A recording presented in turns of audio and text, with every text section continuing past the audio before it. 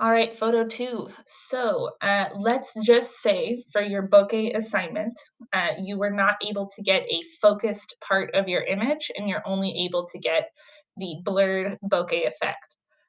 Well, you can take two different images, right? So here are my lights as my zoom background in the bokeh style, and then here's a picture of me where the background is not blurred. Let's just say I wanted the focused part to be me and the background to be this bokeh image with these lights.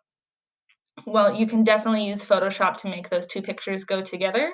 So I know that we've used that remove background in the past, but let's go ahead and talk about quick selection and how we can do that instead.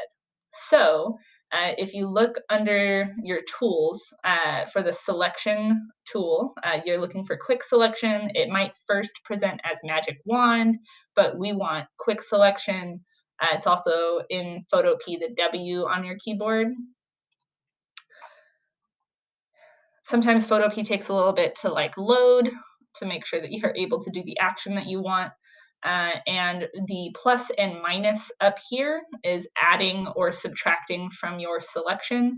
So I'm going to add to my selection by clicking my face, but you can see that got a lot more than I wanted. So I need to click the minus sign and kind of play this game of making the brush size smaller so that you can take away the parts that you don't need. Trying to get as much of what makes sense as possible. Now, once you get something that mostly makes sense here for your selection, what we're going to do is refine the edge. So once I have a selection that's mostly me, I'm going to look up here at the top of my screen for something that says refine edge. And I'm going to use that to refine my selection. So this is the same process if you're in regular Photoshop instead of Photopea. It just looks nicer in regular Photoshop. So in Photopea, when I'm painting with gray, what it's doing is trying to be smart and select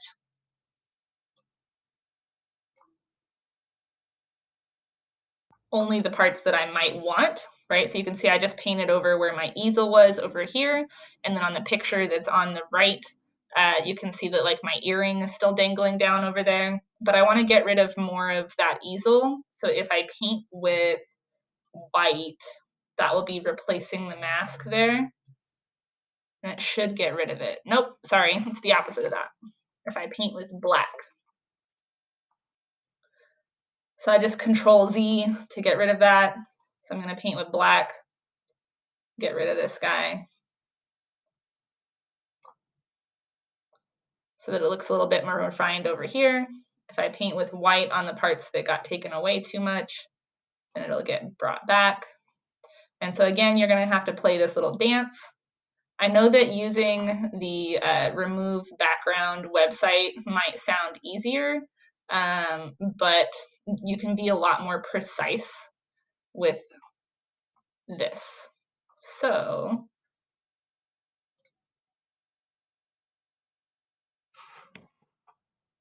I'm going to continue to go like around my head up here.